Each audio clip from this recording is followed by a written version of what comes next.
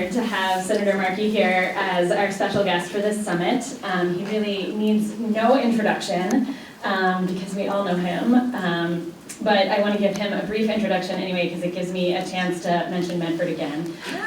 So Senator Markey has been serving as a Massachusetts Senator since 2013, and he was previously in the House for 37 years representing Malden and Medford.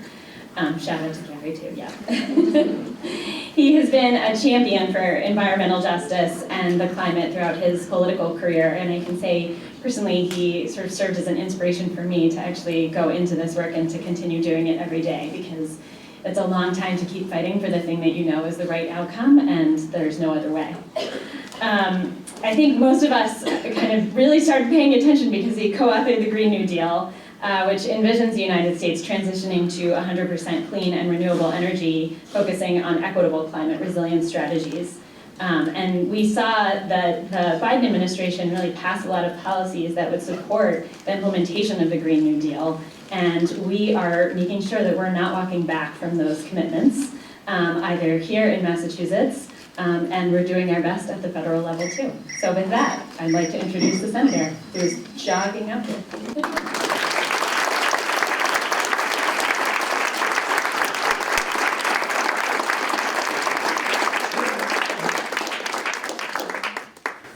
Hello, everyone. Thank you. Thanks for gathering. Thanks for being, Madam Mayor, thanks for being the great leaders which you are. Thank you, Lizzie, so much for that great introduction.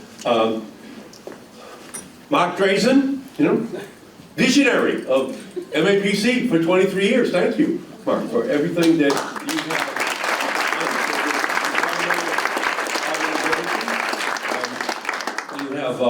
You have absolutely, looked ahead and led the way for our region, trying to bring together all of our cities so that they can, in fact, be the cutting edge, showing what can be done across the entire country. So I cannot thank you enough.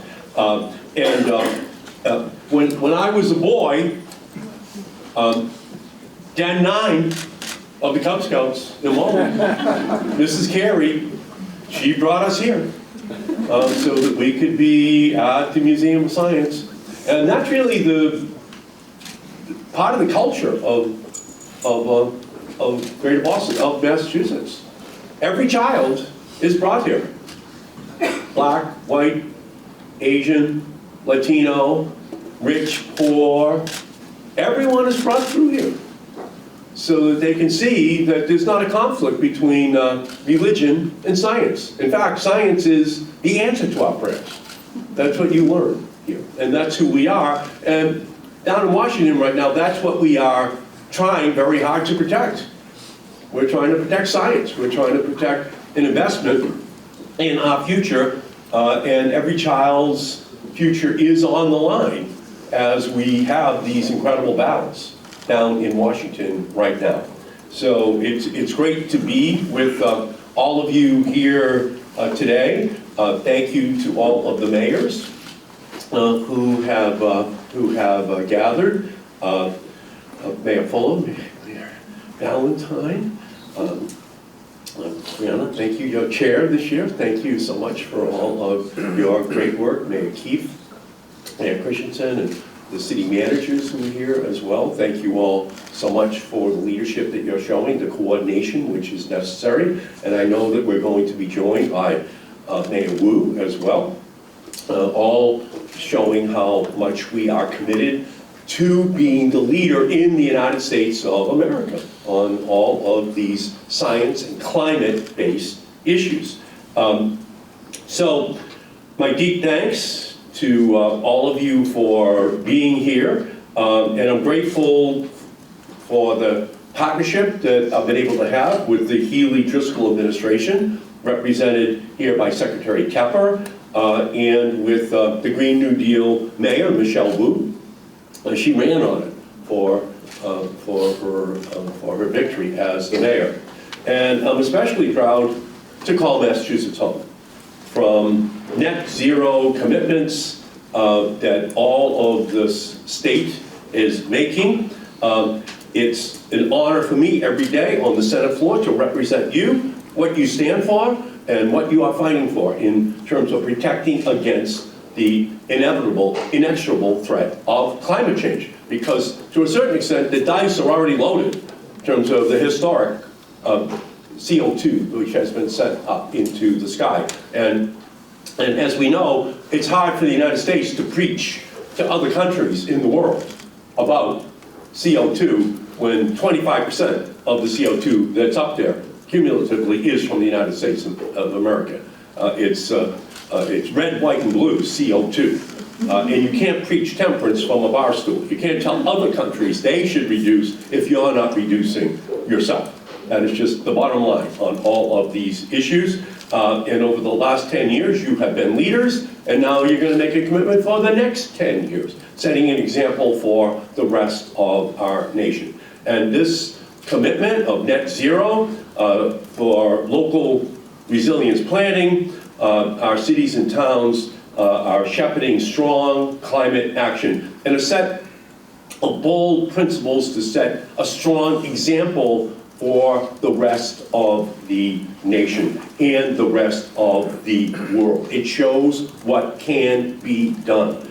To date, the 17 communities in the coalition have been awarded more than $1.5 billion in federal funding from the Bipartisan Infrastructure Law and from the Inflation Reduction Act. Now, the reason it's called the Inflation Reduction Act is we needed Joe Manchin's vote, and so he got the naming rights. I was going to call it the biggest climate bill in the history of the world, okay? Because that's what it was, and that's where the $1.5 billion comes from. That from the IRA and from the Bipartisan Infrastructure Law. And this funding did not materialize out of thin air. It is the result of hard work over years and decades at the municipal level, building every day, project by project, block by block, constituent by constituent, you and your teams undertaking the essential work of building a more just and a livable society for everyone here in the state of Massachusetts. And I took that example to Washington. I introduced the Green New Deal with Alexandria Ocasio-Cortez so that we would create the movement that would create the momentum that would create the moment where Joe Biden would be signing the bipartisan infrastructure bill, signing the IRA. Because obviously when no question was asked of Hillary Clinton or Donald Trump by reporters in the 2016 presidential race about climate change, that had to get corrected. And the answers were coming from outside of Washington. They were coming from the mayors. They were coming from the cities and towns. They were coming from young people demanding a change, demanding leadership on this great existential threat to our planet and to each and every one of the communities within it. Boston Harbor is a part of the Gulf of Maine. It's only a mile away, but it is the second fastest warming body of water on the planet after the Arctic. And that puts us right in the crosshairs of climate change, of the threat that is posed to our region. We will be hit and hit hard unless we build in the resilience which we are going to need, and unless we lead in reduction of the greenhouse gases that are going up into the air. And that future should mean new battery electric school buses for Boston. Mayor Wu, there's a fleet of all-electric, battery-powered electric school buses coming to Boston, for Arlington as well. That means clean energy, HVAC upgrades to senior and public housing in Revere, with Mayor Keith, Cambridge. That future should mean replacing over 8,000 feet of drinking water mains in Winthrop and cleaning up contaminated sites to support redevelopment inland. That future should mean 30 miles of new bike lanes in Somerville and a new climate-resilient park along the Malden River. That future should mean ensuring that communities in Chelsea and Everett are flood-resilient and safe for all residents. But now, the battle for climate justice is twofold. We're weathering the effects of the climate crisis while defending ourselves against a presidential administration set on axing the resources that keep us healthy and keep us resilient. This administration has no interest in keeping American families safe against climate threats. Just last year, in April, Donald Trump said to the oil and gas industry that if he'd raise $1 billion for him in his re-election, he would kill all clean energy programs. Now, we're already seeing that they want to kill offshore wind. Vineyard Wind is within months of being completed, but he's taking aim at every other offshore wind project. That's for the natural gas industry. Natural gas wants to provide the electricity for New England. We want offshore wind and solar to provide the bulk of that electricity in the generation to come. So for the natural gas industry, Trump is pledging to kill offshore wind. That's what it's all about. It's just a payoff for the natural gas industry. By the way, the same thing is true for all electric vehicles. That's where we put oil. 70% of all oil which we consume goes into gasoline tanks. Similarly, he wants to kill the federal program for charging stations across the country. Wants to kill the tax break for all electric vehicles. And that's a result of the campaign last year. It's a result of the promises which he made as a payoff for the contributions to his campaign to the oil and gas industry. So those big oil and big gas buddies are willing to put the public interest on the line in order to line their pockets with the profits at the expense of the incredible endangerment to the planet. But I know that all of the communities here today are feeling that pain of the Trump administration's cuts through direct losses of funding, increased caseload from constituents, denied government services, and the fear that arises from an administration intent on sowing confusion and conflict and chaos every single day.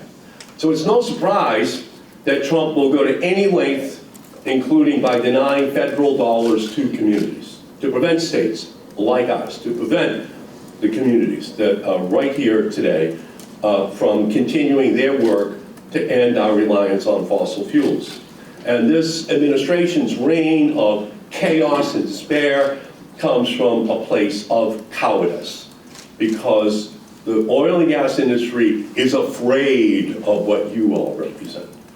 This transition to a clean, renewable, sustainable future for our country, led by what we are doing here in Massachusetts.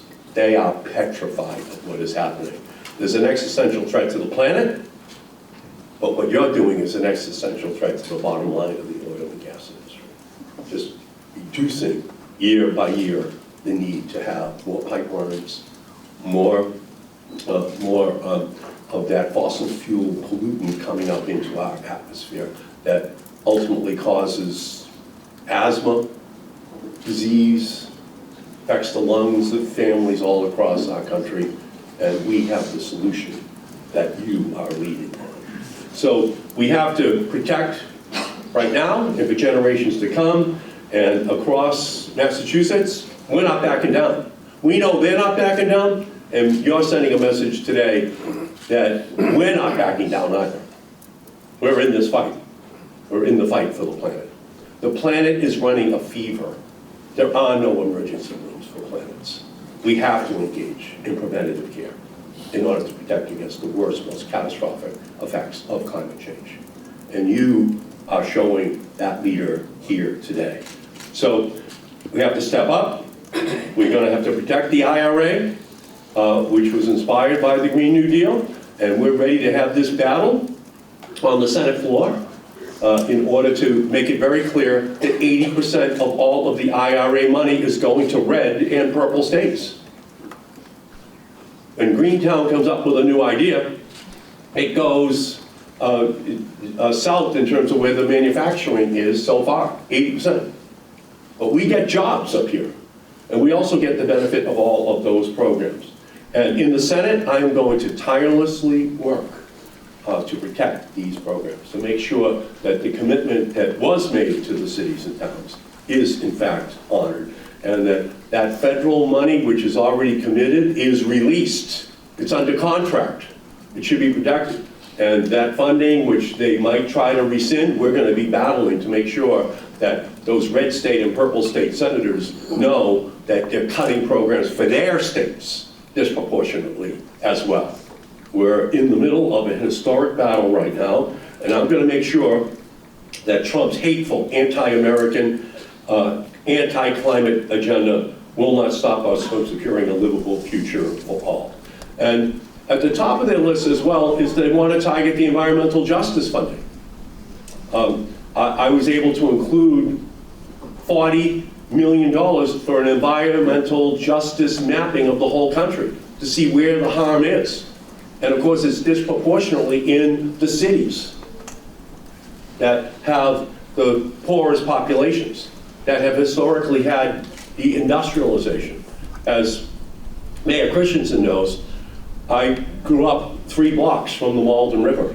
And my mother said, Eddie, whatever you do, don't swim in the Malden River. And there's a reason why.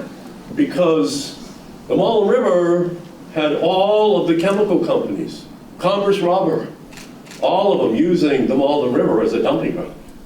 And it was kind of a, the Malden River was black with a pre-Jimi Hendrix purple haze over it. When your mother tells you, don't swim in the Malden River, you know you're not growing up on Tom Sawyer and Huckleberry Finn's Mississippi River. And so that's what we've been trying to remediate over the years. The mayor has done a great job in reclaiming Malden River. You know it's reclaimed when the Tufts Crew boathouse is on the Malden River. So we've had to do a lot of work over the years to reclaim it. So it's your stories, it's your experiences that we can put a spotlight on to protect against this administration's actions and keep those federal dollars flowing into the cities and towns. And we're not going to stop standing up. We're not going to stop speaking out, advocating, legislating, taking them to court where we're winning case after case, including releasing Romesa Ozturk on Saturday night.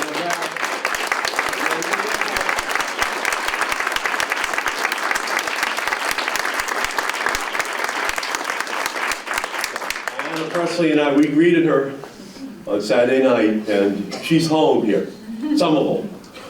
And we're going to make sure that we keep her here, and that she knows that she's loved and protected, but if that's the same kind of assault that Trump is waging on climate programs, on clean energy programs. So our bonds here are very strong, they're durable, and they're going to be able to survive any presidential administration. No one president created climate crisis, and no one president can stop our progress towards finding this solution. So we're celebrating here today. We are the national leaders, and I know that 10 years from now, when we come back on the 20th anniversary, we will have so much more to celebrate because all of you are the leaders. It's global localism.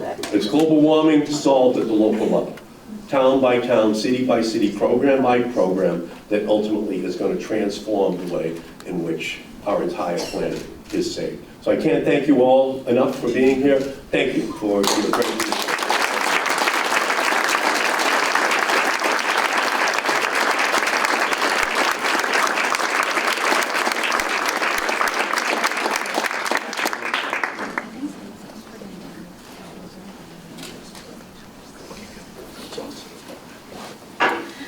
Thank you so much, Senator, for your leadership and your lifelong commitment to this work, and for encouraging us to continue to be bold in our commitments and our unending commitments. It is now my pleasure to welcome the second person who also needs no introduction, Mayor Michelle Wu of Boston. Mayor Wu is a daughter of immigrants, a Boston public school mom to 2 boys, an MBTA commuter, and a fierce believer that we can solve our deepest challenges through building community. She also recently described herself as the chief of staff to her infant daughter, Mira. And as a mom in politics, this felt like the best description of the role of motherhood I had ever heard, so I had to share it back with all of you.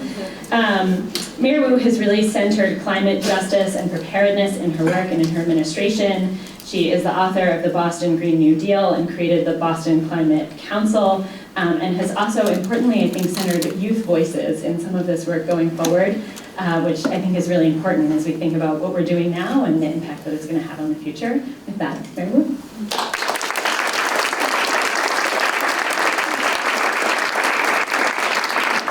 Thank you so much, Lizzie, for all that you do. Yes, I have the diaper bag, the extra diaper bag, the scheduling, it's all set.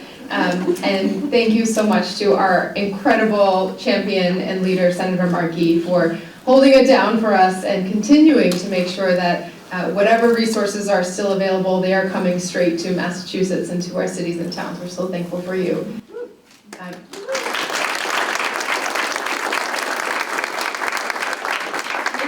An honor to be with this incredible group, to my fellow mayors and managers and leaders at the local level, keeping it real and making sure that we are doing everything we can, not just in our individual communities, but collectively. This is where the impact and the leadership is going to come from for the next several years, and this is where it has been coming from. So I know a lot of folks here today have already been part of many conversations over the last couple months together on this topic and on the many, many ways in which the Greater Boston region is continuing to keep progress and momentum going.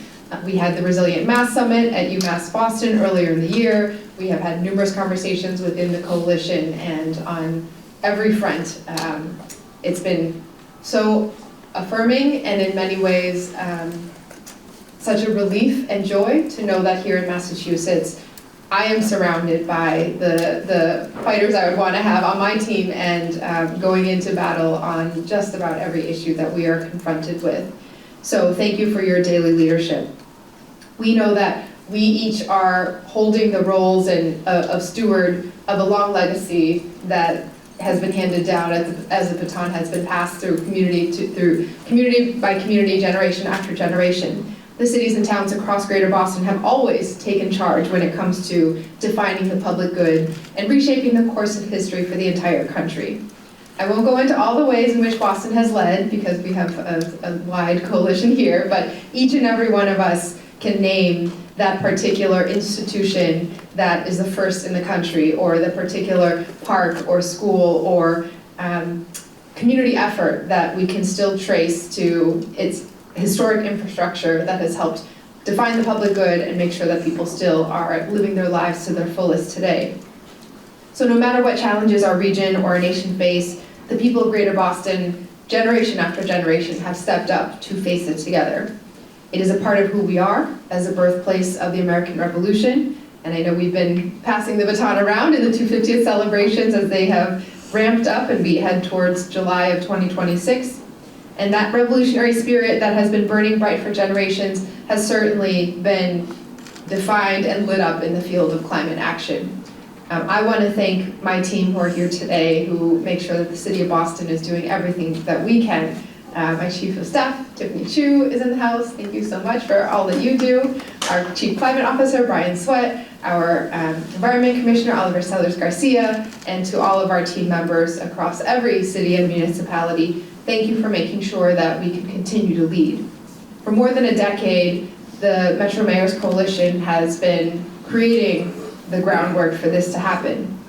Even though the worst of Superstorm Sandy narrowly passed by us 12, 13 years ago, it still caused more than $20 million in damages statewide here in Massachusetts. That was an important wake-up call and a mark to get going. We knew then that the best way to combat climate change was to do so together as a coastal hub and as cities that are deeply connected and intertwined. And the example that we set for our country now is all the more important in this moment, not only as climate change becomes a greater and greater threat, but as the Senator has outlined, as the Trump administration continues to become a greater and greater threat as well. This federal administration isn't just refusing to lead, They are working to actively undo so much of the progress that has been made. This federal administration is expanding the use and production of oil, gas, and coal, while in Boston and this region, we've been divesting from fossil fuels and investing in sustainable, climate-conscious funds. This federal administration refuses to even acknowledge the ways in which climate change affects our communities and threatens our health and safety and well-being. In Boston, we are preparing for extreme heat, flooding, and weather patterns that threaten our residents' health. This federal administration is stopping tracking of the cost of the most expensive natural disasters, while in Boston, we are coming up with new models and new ways to ensure that we recognize the impact and can act on it before it's too late. This federal administration is reversing hard-fought emissions regulations. Here locally, we are partnering with our families, residents, and businesses to craft our Climate Action Plan 2030 update to be tangible and based on the steps that we will take over the next 5 years, not just in the next 50 years, so that we can stay on track to achieve carbon neutrality while improving quality of life for our families today. So, while this federal administration trades the truth for profits, we will continue showing the nation that we are still fighting for a better, brighter future. One where our families and young people have every opportunity to thrive. In cities where air is clean, water is safe enough to swim in and row on, the streets are cool and comfortable, where our residents have the leadership they can count on to make sure we're prepared for the next generation. This work is going to take all of us, because the climate crisis doesn't care about city limits, but especially because it is city leaders who get things done. We don't have the luxury of speaking just to cameras while avoiding our constituents. We don't have the luxury of leaning on rhetoric while not rolling up our sleeves and getting things accomplished. Day by day, community by community, we are holding ourselves accountable to the results that our constituents need to see for this generation and the ones to come. So for health, for safety, for jobs, we are fighting for our families and the future of this region. We know that Greater Boston is the state's hub of education and innovation. We are the nation's hub for the industries and the innovations that will drive our economy for generations to come. And we will always fight to keep our families safe and to keep our region here on track. So that's why I'm so proud to join my colleagues in signing this Greater Boston Metropolitan Mayor's Climate Commitment for a focus and relentless progress on the climate actions that we still need to see, from housing production and energy efficiency, transportation, and ensuring that community outreach is front and center. We will continue to define and set the standard for the rest of the nation to follow, especially in this moment, especially when we need leadership. So thank you to everyone for all that you do to make our communities safe, livable, healthy, and vibrant. And it is always an honor to know that I'm serving alongside this amazing team.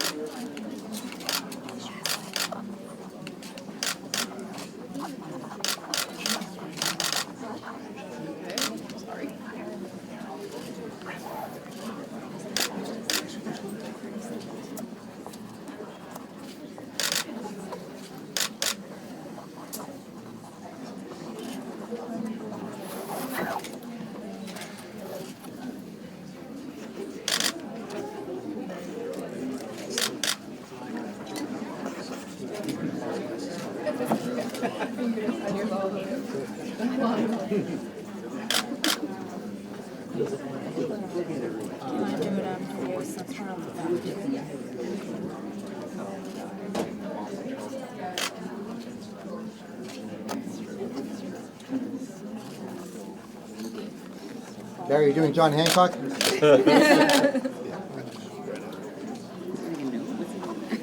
you need to sign as a Go ahead.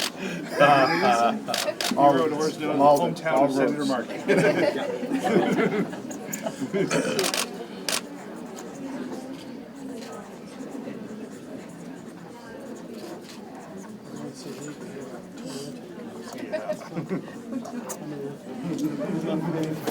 Okay. I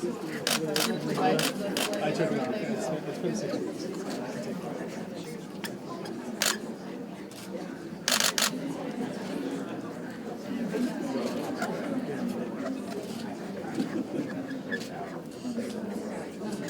George, start the next column. You want to, are we doing 3 columns or? I think we're doing 2 based on the map. Planner experience. Do one more on the bottom. I can squeeze on the bottom. Let me go on the bottom and then I'm going to let whoever goes next. There's always one, Mark. Always one. I mean, there were 12 and I saw 6 there already, so I kind of divided by 2. You know?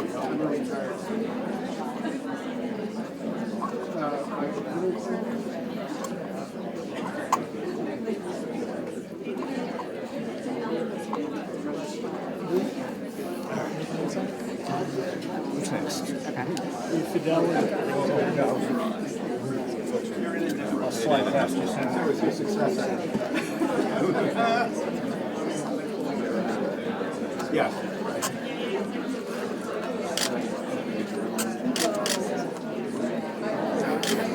It's a good idea.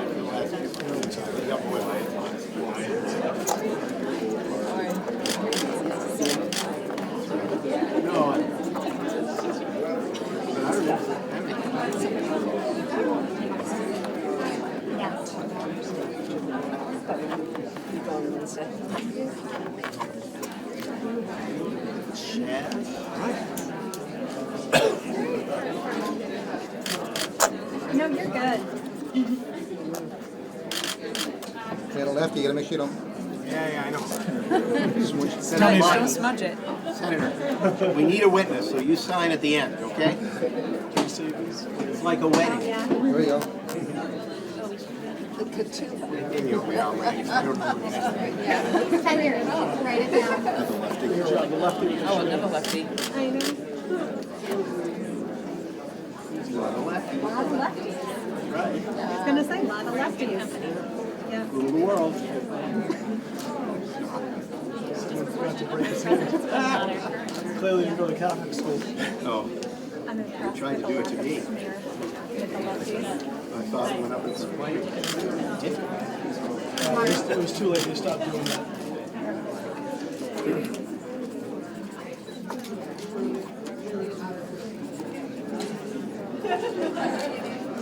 Have any mayors or managers not gone? One. Jan? More Jan. Okay. He used to think we're in his hometown. Some debate. Yeah, no, I looked on the map. I'm not so sure now. I think we are over the line. There was a debate there about whether this room is actually in Cambridge or Boston. But do you want me? All right, yes, Senator, you're the witness. Okay, good. Witness.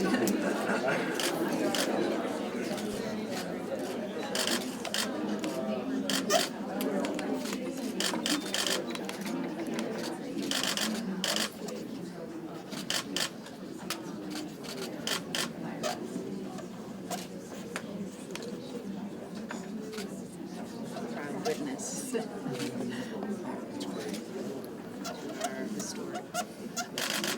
He's writing our lives, unfortunately, our sacred honor. Mike, you see where I got it from?